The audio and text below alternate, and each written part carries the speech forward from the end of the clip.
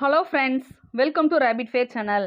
நாம் இப்போ இந்த வீடியோவில் நிதி ஆணையத்தை பற்றி பார்க்க போகிறோம். ஓகேவா? ஃபினான்ஸ் கமிஷனை பற்றி இந்த வீடியோவில் வந்து பார்க்க போகிறோம். எக்கனாமிக்ஸில் இது ஒரு முக்கியமான ஒரு டாபிக். இதில் வந்து இந்த டாப்பிக்கு கீழே இருக்கக்கூடிய முக்கியமான பாயிண்ட்ஸ் எல்லாம் ஷார்ட்டாக வந்து நம்ம வந்து பார்க்க போகிறோம். ஓகேவா? ஒவ்வொரு பாயிண்ட்டாக பார்க்கலாம். இதில் வந்து நிதி ஆணையம் அப்படின்னு சொல்லி முதல் ஆணையத்தோட தலைவர் யார், இரண்டாவது ஆணையத்துடைய தலைவர் யாருன்னு சொல்லி 15 பேருக்கு நம்ம புக்கில் வந்து கொடுத்துருப்பாங்க. அந்த 15 பேரையும் நம்ம எப்படி ஞாபகம் வைக்கலாம் அப்படின்றத அந்த இடம் வரப்போ நான் வந்து ஷார்ட்கட் வந்து சொல்கிறேன். இப்போ நம்ம ஒவ்வொன்றா பார்ப்போம். ஃபஸ்ட்டு ஆர்டிக்கல் 280 எதை பற்றி சொல்லுது அப்படின்னா நிதி ஆணையத்தை பற்றி குறிப்பிடுகிறது. ஓகேவா? நிதி ஆணையத்தை பற்றி குறிப்பிடக்கூடிய விதி அல்லது ஆர்டிக்கிள் எது அப்படின்னு கேட்டாங்கன்னா 280. நெக்ஸ்ட் இது எப்போ தோற்றம், இதோட தோற்றம் எப்போ அப்படின்னு பார்த்தோம் அப்படின்னா நவம்பர் 22, 1951. ஓகேவா? அம்பேத்கர் தான் இதுக்கு முக்கியமான ஒரு காரணமாக வந்து இருந்திருப்பார். ஓகேவா? அப்போ எதோட தோற்றம் அப்படின்னு பார்க்குறப்போ 1951 நவம்பர் 22. நெக்ஸ்ட்டு அரசமைப்பு சார்ந்த ஒரு அமைப்பாக தான் இந்த நிதி ஆணையம் இருக்குது. ஓகேவா? அரசமைப்பு சார்ந்த அமைப்பு, ஒரு சுதந்திர அமைப்பாகவும் இது வந்து இருக்குது. நெக்ஸ்ட் இந்த அமைப்பில் இருக்கக்கூடிய தலைவர் உறுப்பினர்கள்லாம் பார்க்கலாம். இந்த அமைப்பில் ஒரு தலைவர் இருப்பார், 4 உறுப்பினர்கள் இருப்பாங்க, செயலாளர் ஒருவர் வந்து இருப்பார். ஓகேவா? இந்த அமைப்பு அப்படின்னு பார்க்குறப்போ ஒரு தலைவர், 4 உறுப்பினர்கள், ஒரு செயலாளர் இருப்பாங்க. இவங்களை நியமனம் செய்யக்கூடியவர் யார் அப்படின்னு பார்த்தோம் அப்படின்னா குடியரசுத் தலைவர். நியமனம் செய்கிறவர் யாரு? குடியரசுத் தலைவர். இவங்களோட பதவிக்காலம் 5 ஆண்டுகள். அப்படி இல்லை அப்படின்னா குடியரசுத் தலைவர் விரும்புகிற வரைக்குமே அந்த பதவியில் வந்து இருக்கலாம். ஓகேவா? நிதி ஆயோக்கோட தலைவரோட பதவிக்காலம் எப்பன்னு கேட்டாங்கன்னா 5 ஆண்டுகள். இதுக்கான தலைமையிடம் எங்கே இருக்குன்னா புதுடெல்லியில் இருக்குது. ஓகேவா? இதுக்கான தலைமையிடம் புதுடெல்லியில் உள்ளது. நெக்ஸ்ட் பணிகள் வந்து பார்க்கலாம். மத்திய மாநில அரசுகளுக்கு இடையேயான வரி வருவாயை பகிர்ந்தளிப்பது. மத்திய அரசு மாநில அரசு ரெண்டுக்கு இடையில இருக்கக்கூடிய வரி வருவாயை பகிர்ந்தளிப்பது இந்த நிதி ஆணையத்தோட முக்கியமான வேலை. நெக்ஸ்ட்டு அரசாங்க மாநிலங்களை மத்திய மாநில அரசிடையே பகிர்ந்தளிப்பது. அரசாங்க மாநிலங்களை மத்திய மாநில அரசுகள்கிட்ட பகிர்ந்தளிக்கிறது இதோட 2வது முக்கியமான பணியாக இருக்குது. ஓகேவா? நிதி ஆணையத்தை பற்றி ஆர்டிக்கலில் எங்கே சொல்லியிருக்காங்கன்னு பார்த்தோம். ஆர்டிக்கல் அதை பற்றி சொல்லியிருந்துச்சு அப்படின்னா அது கண்டிப்பாக அரசமைப்பு சார்ந்தது, சுதந்திரமானதாகவும் இது வந்து இருக்குன்றதை பார்த்தோம். இதோட தோற்றம்னு பார்க்குறப்போ 1951 நவம்பர் 22. அமைப்புன்னு பார்க்குறப்ப தலைவர் எத்தனை, உறுப்பினர்கள் எத்தனை, செயலாளர் எத்தனை பேர் அப்படின்றத பார்க்கணும். நெக்ஸ்ட்டு முதல் நிதிக்குழு அமைக்கப்பட்ட ஆண்டு 1952. முதல் நிதிக்குழு அமைக்கப்பட்ட ஆண்டு அப்படின்னா 1952. இதே இது முதல் நிதிக்குழுவோட தலைவர் யார் அப்படின்னு கேட்டாங்கன்னா கேசி நியோகி. ஓகேவா? முதல் நிதிக்குழு தலைவர் கேசி நியோகி. புக்கில் வந்து 15வது நிதிக்குழு வரைக்கும் இருக்கக்கூடிய தலைவர்களை பற்றி கொடுத்துருப்பாங்க. அதை வந்து நம்ம பார்க்கலாம். புக் டேட்டா படி இப்போ இருக்கக்கூடிய நிதிக்குழுவோட தலைவர் என்கே சிங். ஓகேவா? இவருக்கு அடுத்து 16வது நிதி ஆணையம் வந்து அமைச்சிட்டாங்க. அதோட தலைவர் யார் அப்படின்னா அரவிந்த் பனகாரியா. அதை வந்து நம்ம வந்து பார்க்கலாம். அடுத்து வந்து நம்ம பார்ப்போம்.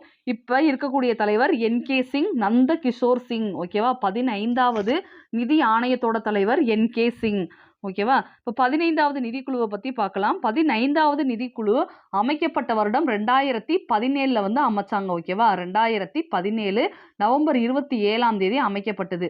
இதோட காலம் அப்படின்னு பார்த்தா எவ்வளோ நாட்கள், எவ்வளவு ஆண்டுகள் வந்து செயல்படும் பார்த்தோம் அப்படின்னா 2020 இருந்து 2025 வரைக்கும். ஓகேவா?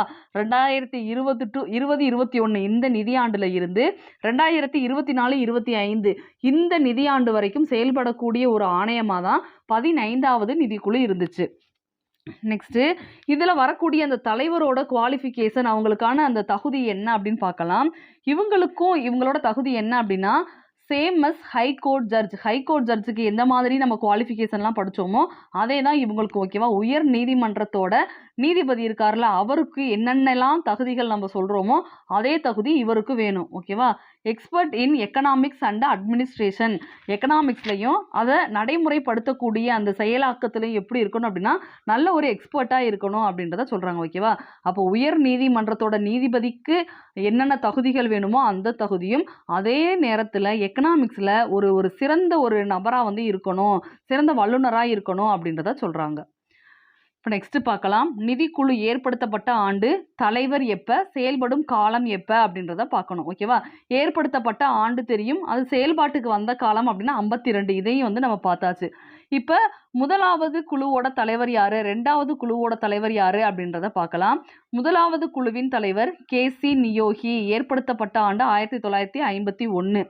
இரண்டாவது நிதிக்குழுவோட தலைவர் 1956ல் கே சந்தானம் அவர்கள் வந்து நியமிக்கப்பட்டாங்க. 3க்கு AK சந்தா, ஏற்படுத்தப்பட்ட ஆண்டு 1960. 4வது PV ராஜ்மன்னார் 1964. 5வது தலைவர் மகாவீர் தியாகி, ஏற்படுத்தப்பட்ட ஆண்டு 1968.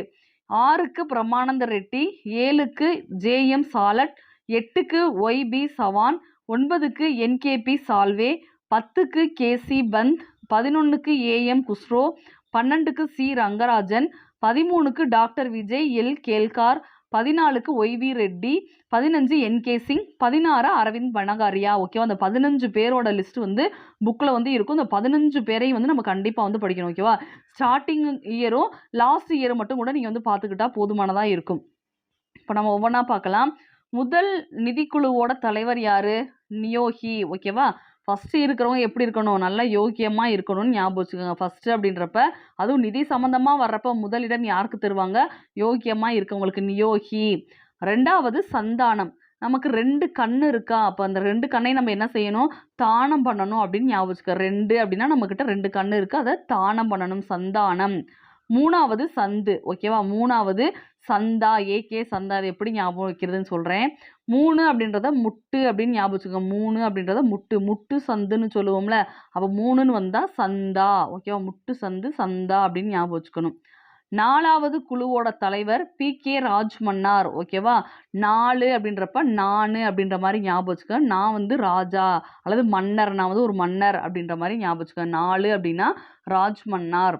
5வது தியாகி, மகாவீர் தியாகி. இது எப்படி ஞாபகம் வச்சுக்கலாம்? ஒரு பழமொழி சொல்லுவாங்கல்ல, 5 பெண்களை பெற்றா அரசனும் ஆண்டியாவான்னு சொல்லுவாங்கல்ல, அப்போ 5 பெண்களை பெற்றா அவர் தியாகம் தான் பண்ணணும் அப்படின்ற மாதிரி ஞாபகம் வச்சுக்கோங்க. ஓகேவா? அப்போ 5வது குழுவோட தலைவர் மகாவீர் தியாகி. ஓகேவா? அந்த ஃபஸ்ட்டு இந்த 5ஐயும் சொல்கிறேன். ஃபஸ்ட்டு இடம் யாருக்கு தெரிவாங்க? நிதி ரிலேட்டடாக பார்க்குறப்ப யோக்கியமானவங்களுக்கு. 2 கண்ணு அப்படின்றப்ப தானம் பண்ணணும். முட்டு சந்து. ஓகேவா? நான் தான் ராஜா அல்லது நான் தான் மன்னர். 5 அப்படின்றப்ப 5 பேர் பிள்ளைகளை பெற்றா என்ன செய்யணும்? தியாகம் பண்ணணும் அப்படின்ற மாதிரி ஞாபகம் வச்சுக்கோங்க. நெக்ஸ்ட் 6வது நிதிக்குழுவோட தலைவர் பிரம்மானந்த ரெட்டி. இது எப்படி ஞாபகம் வச்சுக்கலாம்? அறுசுவை உணவும் நல்லா பிரமாதமாக இருந்துச்சு அப்படின்னு ஞாபகம் வச்சுக்கோங்க. அறுசுவை உணவும் பிரமாதமாக இருந்துச்சு, அப்போ பிரம்மானந்த ரெட்டி. அடுத்து 7 அப்படின்றப்ப சாலட். ஓகேவா? 7 அப்படின்றப்ப சாலட்.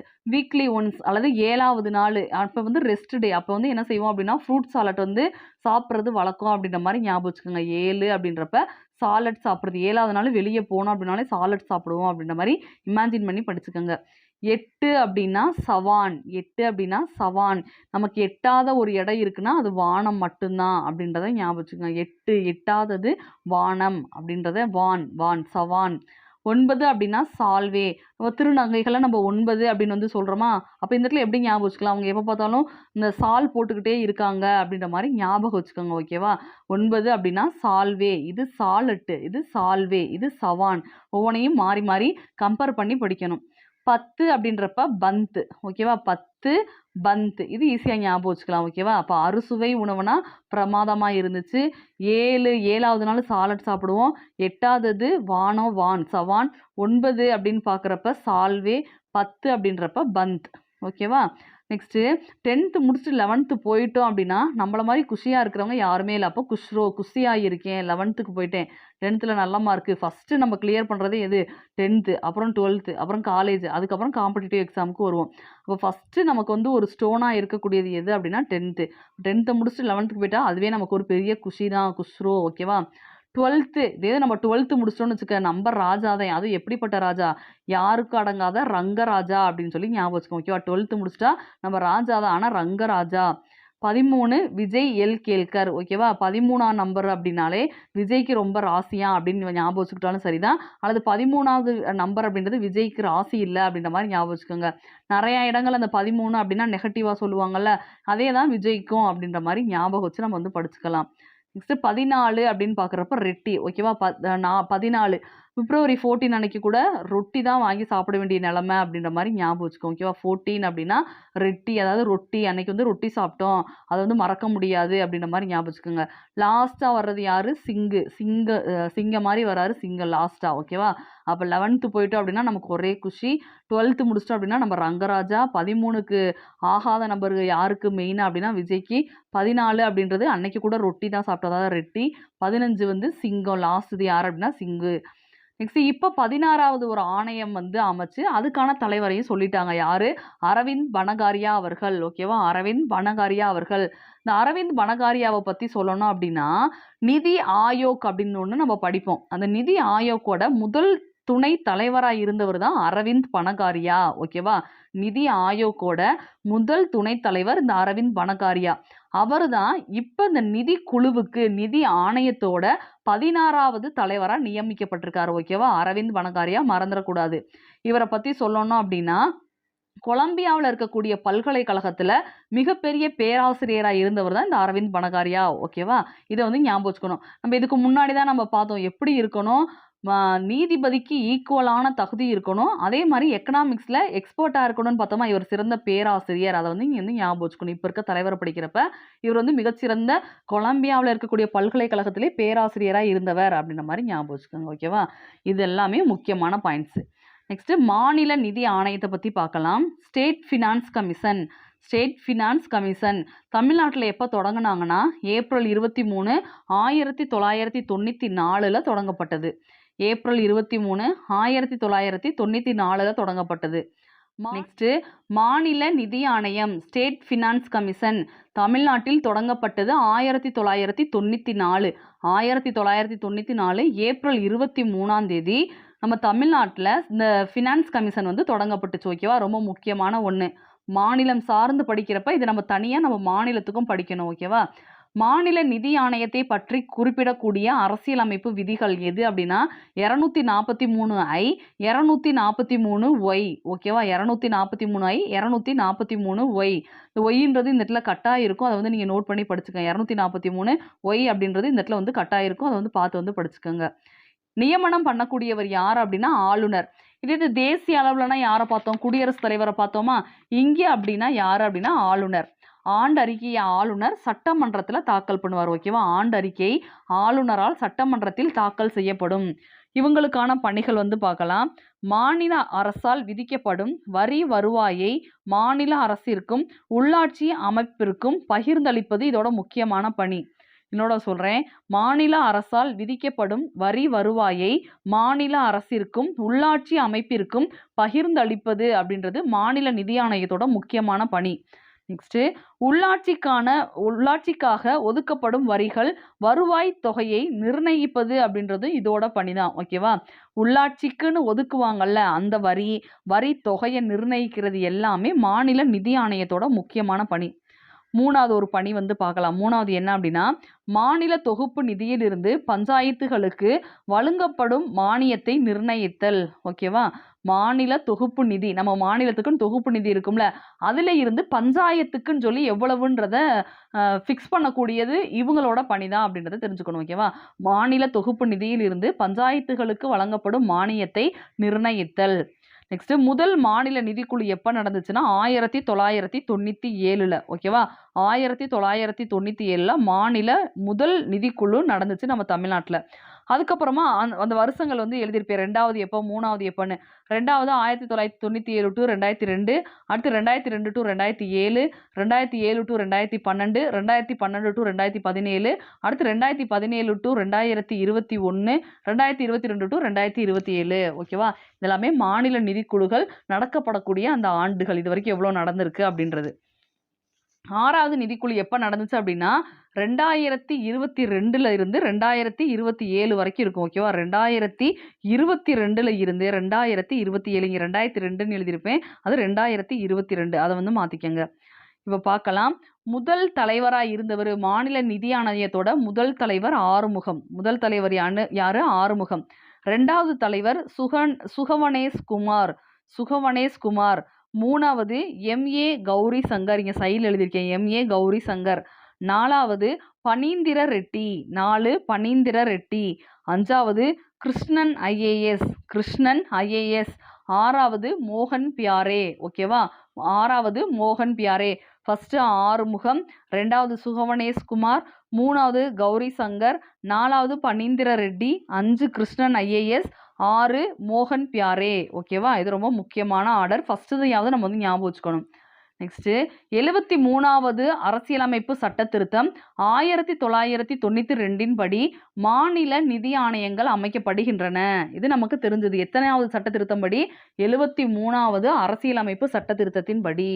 73வது அரசியலமைப்பு சட்ட திருத்தத்தின் படி, அதாவது 1992 தான் அந்த சட்டம் வந்து வந்திருக்கும், அந்த சட்ட திருத்தம்ன்றது வந்திருக்கும்.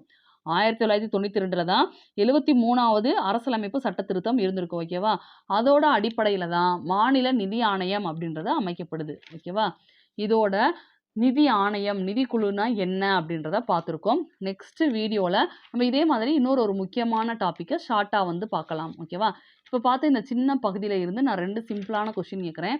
அந்த 2 கொஷினுக்குரிய ஆன்சரையும் இந்த வீடியோவுக்கு கீழே கமெண்ட்டில் வந்து கொடுங்க. ஃபர்ஸ்ட் கொஸ்டின், நிதிக்குழுவின் முதல் தலைவர் யார்? நிதிக்குழுவின் முதல் தலைவர் யார்? 2வது கொஸ்டின், நிதிக்குழு அமைக்கப்பட்ட ஆண்டு எப்பொழுது? நிதிக்குழு அமைக்கப்பட்ட ஆண்டு எப்பொழுது? இது 2வது கொஸ்டின். 2 கொஸ்டினுக்குரிய ஆன்சரையும் இந்த வீடியோக்கு கீழே கமெண்ட்ல வந்து கொடுங்க. இந்த வீடியோ உங்களுக்கு பிடிச்சிருந்தா லைக் பண்ணுங்க, ஷேர் பண்ணுங்க, அண்ட் சப்ஸ்கிரைப் பண்ணுங்க. தேங்க்யூ.